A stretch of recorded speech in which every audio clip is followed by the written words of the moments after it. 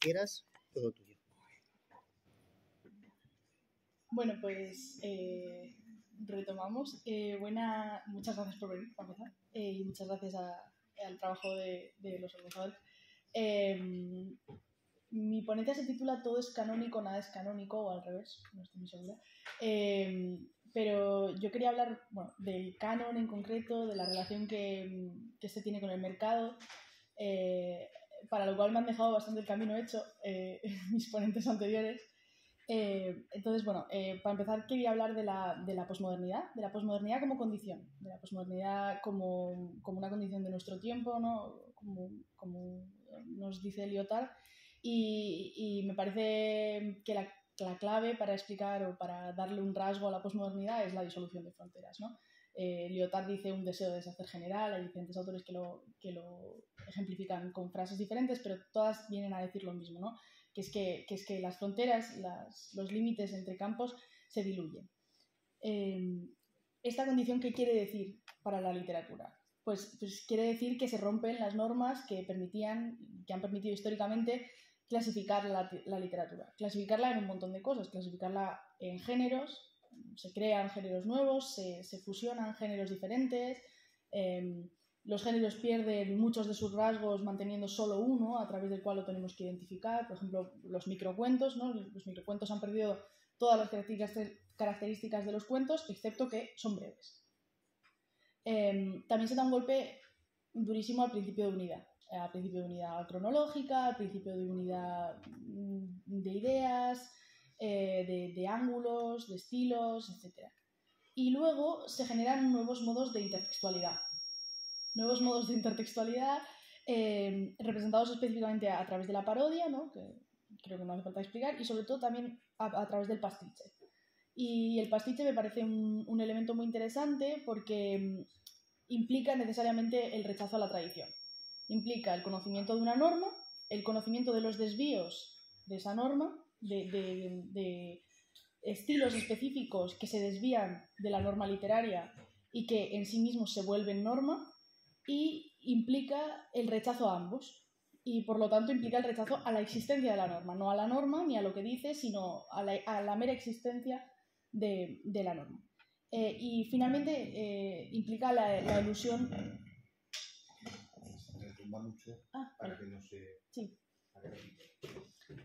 También implica la ilusión de las marcas formales clásicas, como pueden ser la rima, por ejemplo, etc. Esta ilusión de las marcas formales se vuelve generalizada en lugar de esporádica o casual.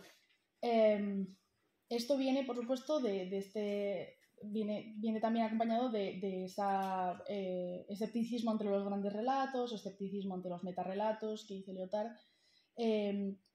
Lo que quiere decir esto es que cada cual tiene ahora derecho de contar su propia historia, su petite histoire, y por lo tanto de contarla como le venga en gana un poco. Es decir, yo cuento mi historia pretende dar sentido no a la totalidad de la realidad, sino a una parte, y además destacable qué partes de la realidad se cuentan desde estas pequeñas historias, que aquí podríamos mencionar la literatura de las mujeres, en muchísimas comillas, la literatura postcolonial, etc.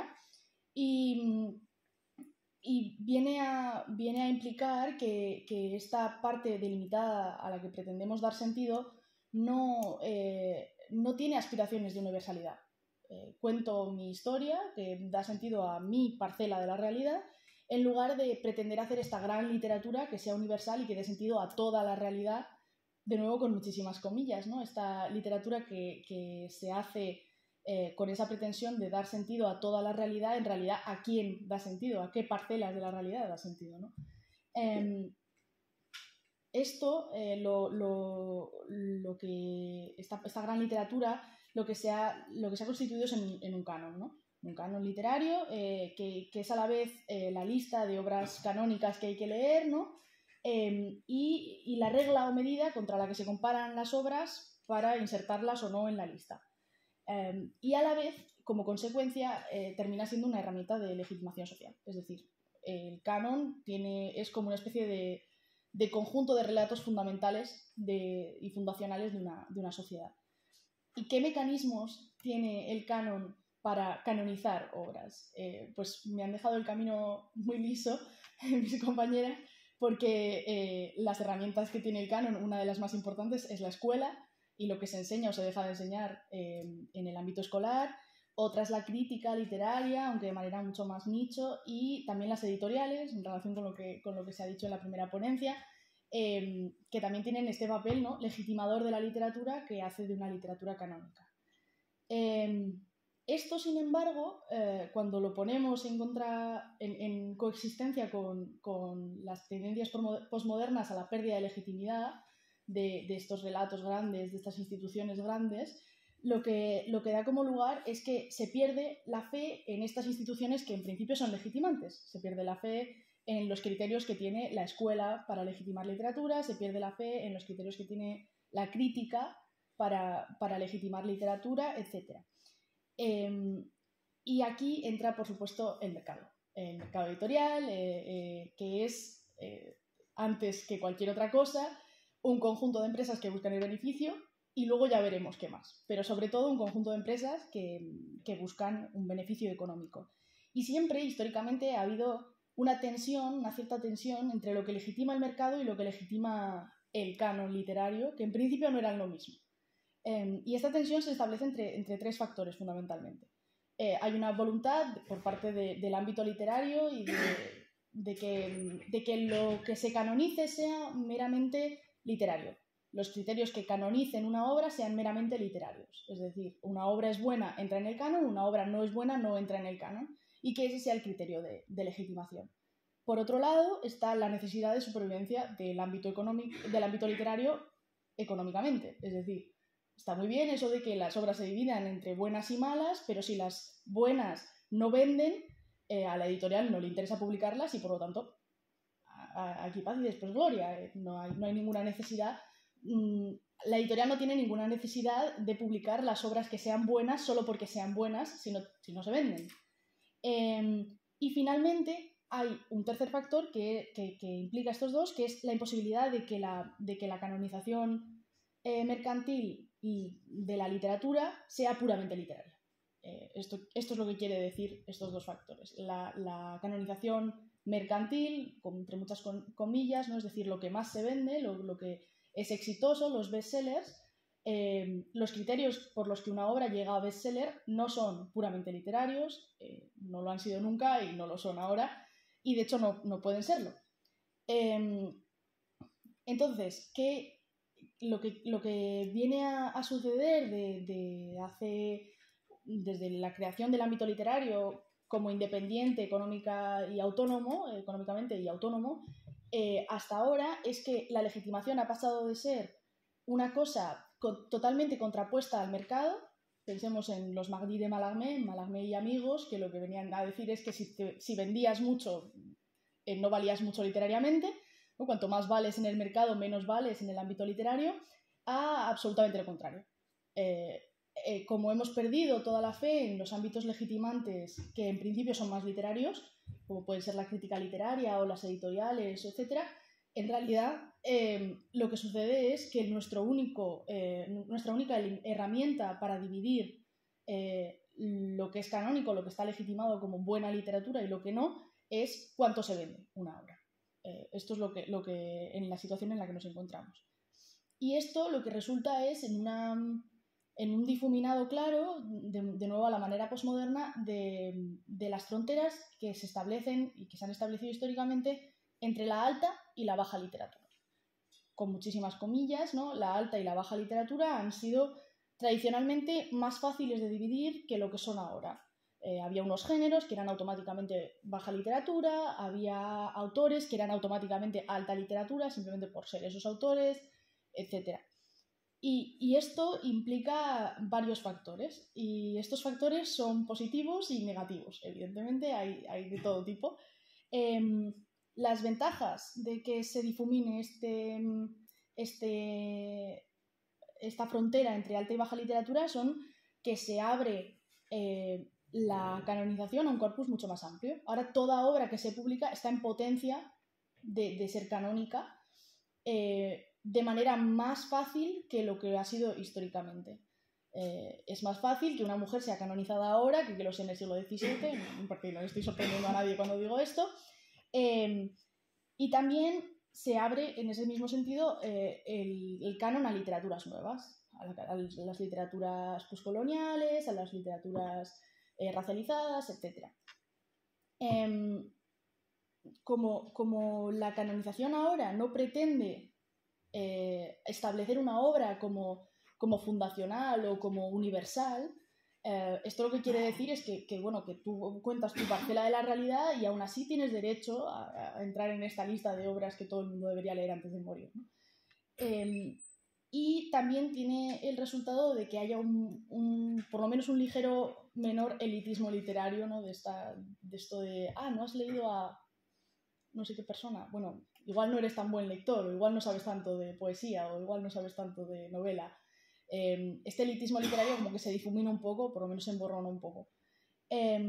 ¿Cuáles son las desventajas? Pues evidentemente las desventajas que tiene todo mercado, que es que está sometido a los mismos mecanismos que cualquier otro mercado productivo, cualquier otros mecanismos de producción, que son el aceleradísimo ritmo productivo que se está exigiendo y que está sucediendo en el mercado actualmente, es decir, se publican una cantidad de obras que pretenden ser canónicas o que se publican en grandes editoriales con intención de ser bestseller, que realmente a nivel efectivo es imposible leer todas, ¿no? El canon históricamente igual era una cosa que sí podías hacer, ¿no? Leer todas las obras canónicas antes de morir. Ahora me parece que es claramente imposible.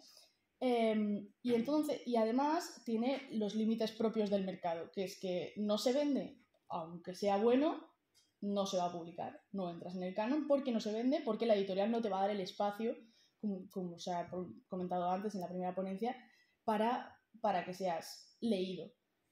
Si no tienes interés, si no suscitas interés, ya puedes ser el mejor poeta del siglo XXI que no vas a ser publicado.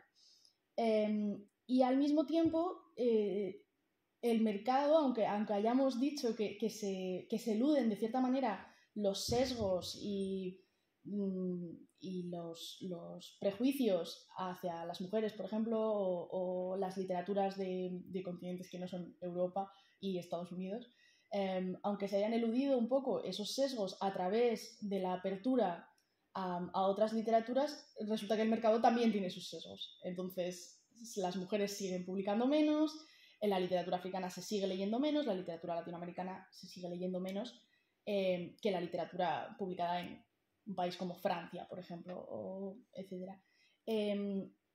¿Esto qué quiere decir? ¿Que es buena la disolución de fronteras o que es mala? Pues no lo sé. Igual lo que ha traído la disolución de estas fronteras es conceptualmente positivo, pero cuando se realiza y se hace efectivo en los mercados productivos y de consumo de nuestra sociedad y de nuestra vida actual, pues resulta que a nivel efectivo no se lleva a cabo y no se pone en marcha como se debe. Con este término, muchísimas gracias.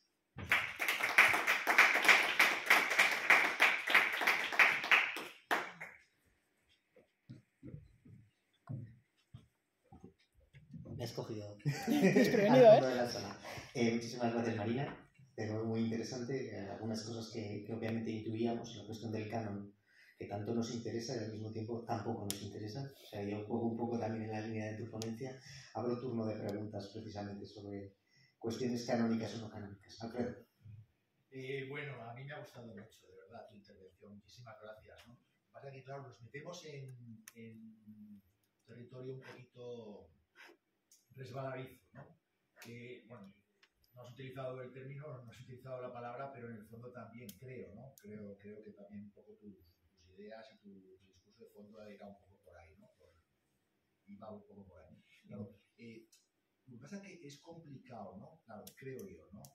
También mezclar a veces los conceptos, las ideas, ¿no? Por ejemplo, ¿no? Canon y mercado, ¿no? A ver, claro, para mí no es lo mismo, ¿no?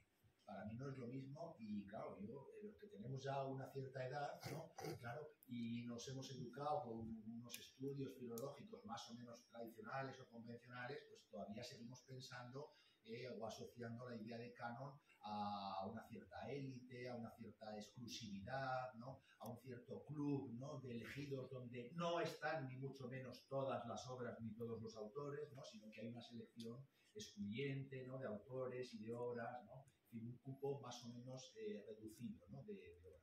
Hoy eso ya no es así, claro, ¿no? Desde que efectivamente pues pensamos, yo creo que esto es una idea más o menos bueno, pues incontestable, ¿no? Que no se puede entender, ¿no? El canon desde esa perspectiva, ¿no? Sino que el canon es una construcción histórica, y por lo tanto, pues como la historia y las coordenadas de tiempo y espacio pues están continuamente cambiando, pues también asimismo el canon pues también está variando y por lo tanto los integrantes, los contenidos de ese canon pues también van variando.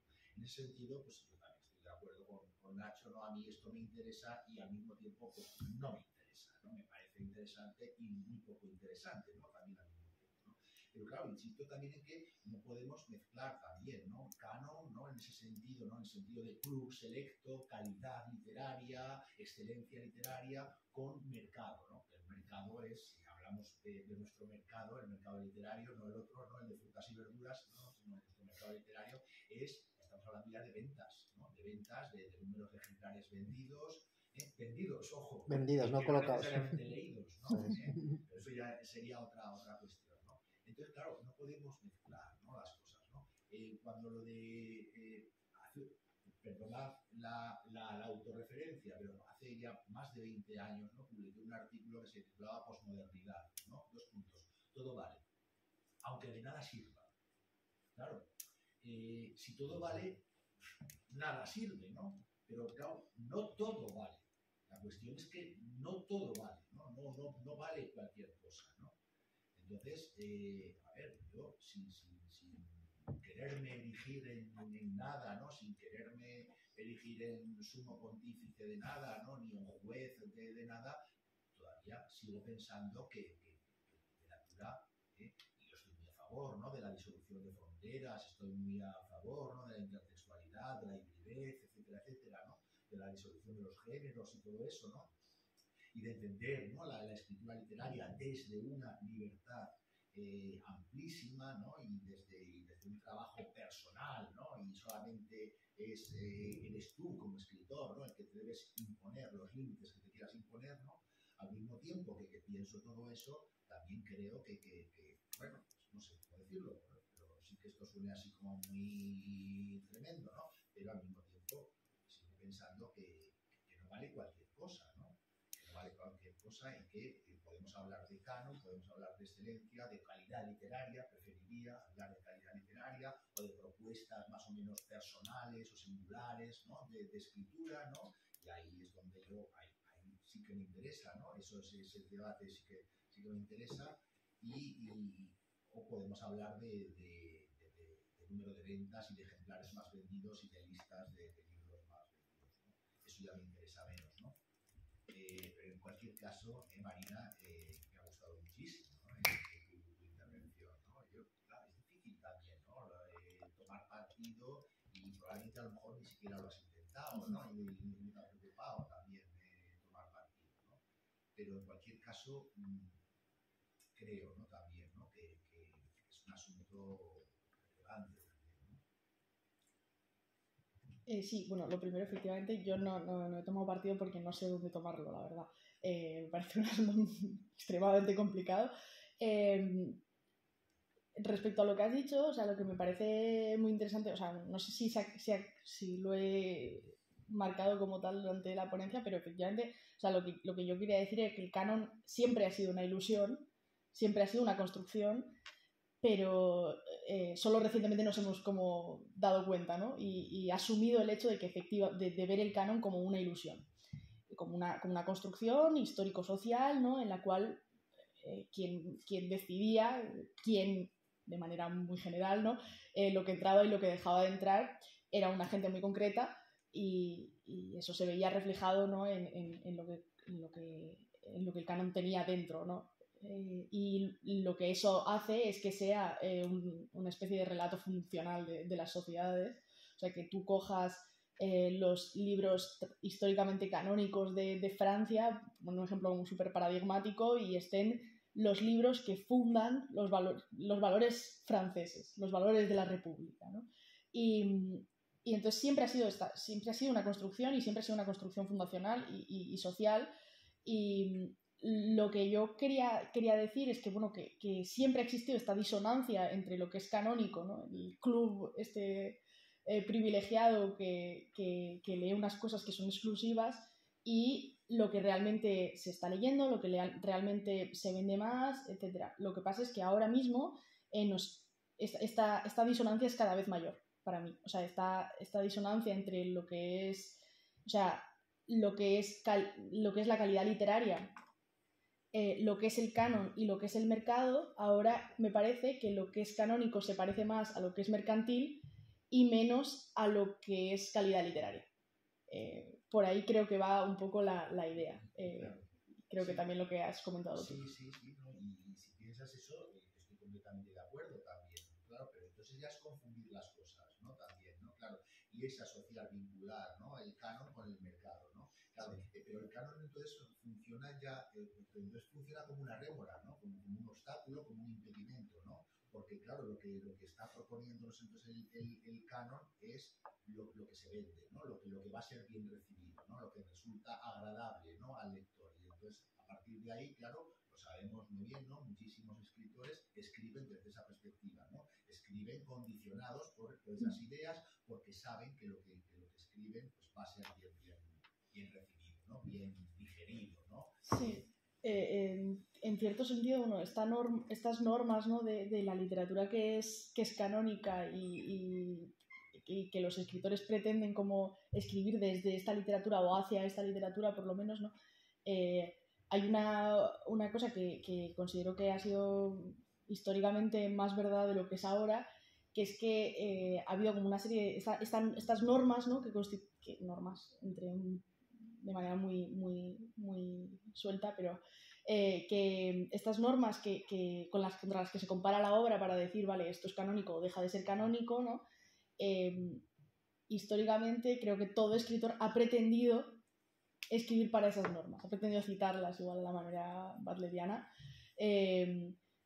y esto creo que se está disolviendo un poco. Creo que la apertura lo que permite es que la apertura o la disolución de fronteras, creo que lo que permite es que no todo escritor pretenda seguir una misma serie de normas para escribir, y los que históricamente no han escrito desde esa serie de normas siempre se han quedado fuera de históricamente, o hasta hace unas cuantas décadas, un siglo. Vale. Sí, lo que pasa es que no obstante, Marina, continuando con lo que dice Alfredo y uniéndolo a la ponencia de Cristina, creo que los resultados ahí están, ¿no? La hegemonía de la poesía de la experiencia ha generado imitadores de la poesía de la experiencia por muchos frentes, ¿no? Es decir, probablemente no por ser canon, pero sí por acercarse a los círculos de poder. Y ahí viene un poco mi reflexión, ¿no? O sea, canon también como formulación del poder, ¿no? Absolutamente.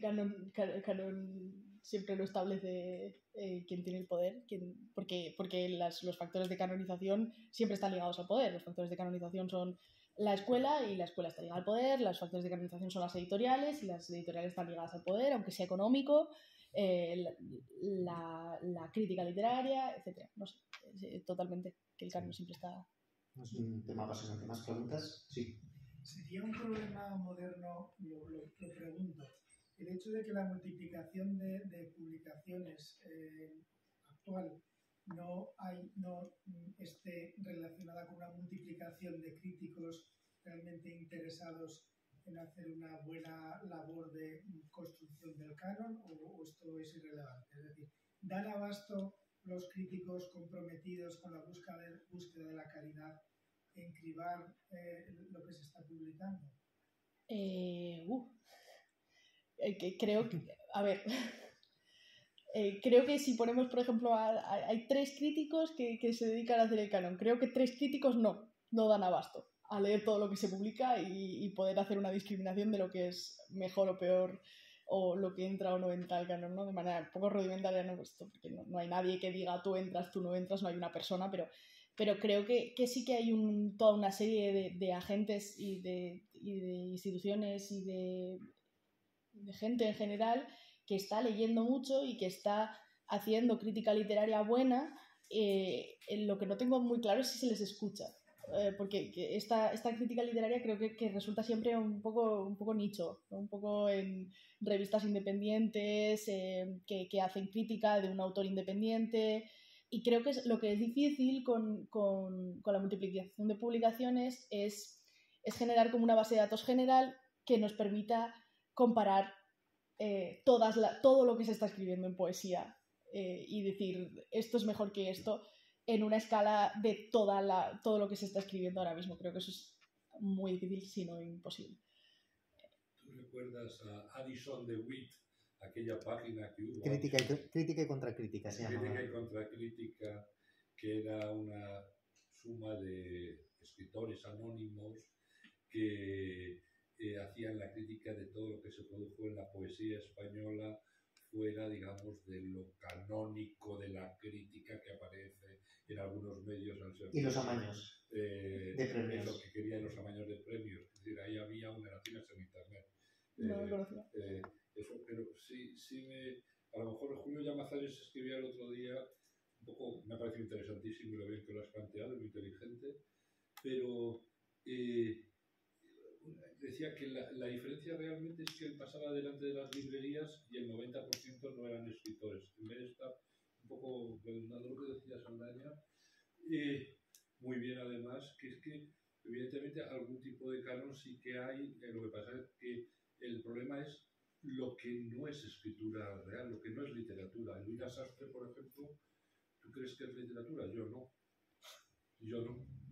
Tengo problemas no me siento en capacidad de ponerme para decir tú eres literatura y tú eres no, pero entiendo. Yo sí, me parece estupendo. Soy más clásico para eso, no me gusta nada. Me parece que le faltan recursos, que le falta de todo. Entonces, al último libro de Elena Medel, frente al primero también, me parece que le falta de todo. O pollo deconstruido de los peores. Pues yo eso no lo veo como un gran verso, y sin embargo gana el premio Leve. Desde la autoficción. Es decir, tú crees evidentemente que una cosa es que es muy venal todo, y muchas veces pero no todo es venal. Y la diferencia entre lo que es escritor y no escritor, y creo que cada vez más se diluye. Más honrada, quizá a lo mejor de eso, y para eso es tener una suma de recursos literarios. Es decir, yo no sé si leíste Los Salmos Favoritos de Berta García Fayette. No.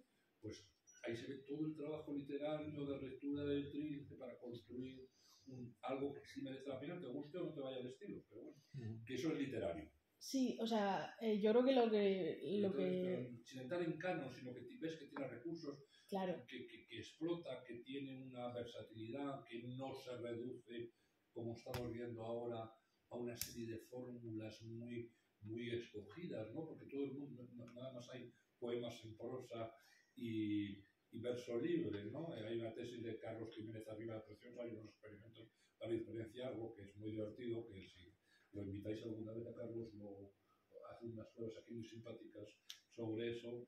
Y claro, hay que ver lo que es el esfuerzo por hacer escribir literatura y lo que no lo es. De canon o no canon, a lo mejor. Me parece muy complicado. Me parece muy complicado establecer el esfuerzo como medida, porque creo que el esfuerzo no se puede ver. Alguien puede esforzarse muchísimo y escribir un poema terrible, un poema malísimo. Pero si te sale bien. Si te sale bien, pero entonces el criterio... El criterio es personal muchas veces. Exacto. Cuando hay muchos criterios de gente que ha leído mucho. Claro, ahí está la cosa. Ha leído mucho y ha reflexionado, se crea un canon, digamos, natural. En relación, de hecho, con la ponencia anterior, lo que me parece además es que no estamos educados en poesía, que no está muy claro si yo no tengo muy claro si sabemos leer poesía, yo no tengo muy claro si sé leer poesía. No sé si me explico, que tenemos muy poca educación lectora de literatura, creo que todos tenemos el criterio de decir me gusta o no me gusta, y eso no creo que siempre refleje el es bueno o no es bueno. Y para eso me parece que se lee muy poco, que en la escuela se enseña muy poco a leer y que hay que entrar en estudios especializados, a los que yo no he entrado, de hecho, para poder leer literatura con más criterio. Yo soy de filosofía y yo no tengo tantos recursos como para leer literatura, es un tema que me interesa mucho, pero me parece que hay que entrar en esos estudios especializados para encontrar ese criterio y por lo tanto como que no es una cosa que se genere tan naturalmente, porque esa gente que tiene ese criterio es una población relativamente limitada de gente. Aún tiene más mérito, Marina, lo que has hecho viniendo de filosofía y no de filología hispánica, porque de verdad creo que las reflexiones sí que son puramente filológicas las que has hecho. Hay una pregunta más. Una pregunta, al hilo de lo que decías tú, Nacho, ¿qué riesgo hay y cómo manejarlo de que al final de la crítica alternativa e independiente acabe generando una especie de nicho exclusivista, entre comillas, que no dialogue con, digamos, las grandes superficies y porque que genere, entre comillas, otro como contracanon, un canon alternativo que en verdad tampoco tiene mayor eco, salvo en núcleos muy reducidos que además suelen estar enfrentados entre sí. ¿Qué riesgo hay de eso y cómo se podría, bueno, para que... Pues la pregunta es bien interesante. Yo esta tarde voy a hablar de eso, voy a hablar del concepto de poeta y crítico ético. En cuanto a algo que me preocupa mucho, que es que está pasando con la crítica en España, si es que hay crítica, que creo que no hay. No encuentro una reseña donde haya nada reseñable contra los libros, son todo loas. Se está perdiendo precisamente el espíritu crítico. El poeta también se está acomodando porque le parece muy bien que en su periódico regional lo pongan muy bien, y entonces pues ahí al fondo es verdad, o en la revista de turno donde colabora alguien que por cierto es amigo o miembro del mismo grupo editorial o alguien que quiere acercarse al grupo editorial o al círculo de poder determinado. Es un preguntón el que acabas de hacer. No sé, Marina, ¿qué opinión tienes tú? Sí, o sea, yo creo que es innegable que esto está sucediendo. Creo que también es consecuencia de esta sobreproducción de obra literaria, ¿no? Que terminan, y que ha pasado históricamente con en otros campos, ha pasado con la música, ¿no? Donde había una gente que escuchaba una música muy concreta y de repente uno de esos artistas publicaba con Sony y, oh no, se ha vendido. Y entonces se generaban como estos grupos muy nicho que además no tenían aspiración de salir de ese nicho, tenían la aspiración de permanecer en el nicho, con legitimidad dentro de estos grupos, ¿no? Creo que sí sucede, creo que no sé responder, pero como observación efectivamente es extremadamente interesante. Espero que nos... No, yo creo que va por ahí, y sobre todo que el indie, incluso en la crítica, ¿no? Pues genera esos grupos supuestamente de autoridad, criterios de autoridad, pero que no tienen por qué serlo. Solamente son grupos de amigos hablando de los amigos. Estoy exagerando, pero van por ahí los tiros. Entonces ahí da problemas también, pues bueno, como decimos, el poeta que le da valor a eso, que le da valor a esa crítica favorable, sin darse cuenta de que no tiene ningún valor. Solo son palabras escritas, como digo, por un amigo o alguien que se quiere acercar. Sí, adelante. Esta pregunta va más para esta tarde, pero bueno, como has dicho, se han diluido totalmente las fronteras a veces entre los géneros, hay poesía más experimental, hay novela más experimental. ¿Cómo se puede hacer realmente una crítica de una obra que está hablando de una realidad muy particular y muy concreta que es personal? O sea, al fin y al cabo se puede hacer una crítica sobre ello. Sí, la pregunta no es si se puede hacer una crítica, sino quién hace la crítica. Es decir, para mí la clave no es si se puede, claro que se puede. El problema es quién tiene que hacer la crítica, quién está legitimado para hacer la crítica. Para empezar, cualquier filólogo, para empezar, cualquier teórico de la literatura. A partir de aquí tengo problemas en cuanto a formación. O sea, obviamente Marina como filósofa, acabamos de ver, está capacitada para hacer una crítica. Pero ya empezamos a entrar en terminologías cercanas al intrusismo y a otras circunstancias. ¿Quién puede hacer crítica en España? Desde luego no puede hacer crítica en España cualquiera. Y desde luego... Perdona, Nacho. Sí. Te interrumpa. se te ha olvidado también otro requisito, que yo creo que iría más allá, ¿no? de la titulación académica, sea filosofía, filología, o sea, el requisito imprescindible es Leer, claro. Leer mucho, efectivamente. De la literatura, pero si no lees literatura, entonces por mucha titulación que tengas, ¿no? Teoría de la literatura o en lo que sea. Mira, te voy a contar una anécdota que sirve para reírnos un poco. Hace unos años publicamos un libro precioso de Marco Selec con todas sus letras de canciones. El libro era bilingüe. Nos hicieron una reseña en una revista especializada donde decían: lástima que la edición no sea bilingüe. Quiere decir que el crítico no había abierto el libro. Nos ponía bien, pero decía: lástima que la edición no sea bilingüe. Era bilingüe. O sea, salvo milagro de algún ejemplar que saliera normal, bueno, pues este es el problema. Y conozco muchísimos casos muy llamativos de reseñas que no se corresponden ni siquiera con el libro, sino del sentido de lo que se quiere hacer. Ese es el problema. El otro día, precisamente en una conversación sobre este tema, alguien me decía: quizá con ser un lector interesado es suficiente para poder hacer una crítica literaria. Yo creo que no. Yo, si estoy avanzando sobre la muerte de la crítica, o sea, el fallecimiento de la crítica absoluta en este país, en todos los términos musicales, culturales, literarios, me da igual, casi hasta políticos, el fin de la crítica, entonces tenemos que, como mínimo, exigir titulación y lecturas, como mínimo. Y a partir de ahí incluso sería rebatible si la titulación nos da la capacidad como para ser críticos, porque a veces no. Es decir, a veces podemos volver a caer en los mismos círculos, Mira a Rafa, porque Rafa es crítico habitual El crítico es un lector que está absorbido por la lectura, que lee, que compara, que tiene también formación, pero que sobre todo lee, y entonces tiene un criterio, ¿no? Pues a mí hay criterios, no tienes la verdad, evidentemente, pero la independencia está precisamente que no es eso. Cuando te han invitado a estar en algún periódico que tenía eso, pues han dicho que no. Claro. Es decir, porque sabes un poco lo que hay, y eso sí que me parece... Estoy pensando en críticos como García Martín. La ABC, pese a todas las cosas, y cuento un poquillo, sí. Yo recuerdo con el director de la ABC que una vez que nos dijo, que en el cultural, dijo: mira, los que te cagues en la Virgen, en este menú cultural puedes escribir lo que te dé la gana. En otros periódicos no hay tanta libertad, curiosamente. Sí, y de hecho ese criterio me encanta porque habitualmente siempre se dice que antes de reseñarme un libro mal, mejor no hacerlo. Sí. Eso me parece vergonzoso. Eso me parece fuera de lo normal. Si un libro no está bien, hay que decirlo. No entiendo por qué no hay que decir que un libro no está bien. Entonces, ¿dónde está el valor de la crítica?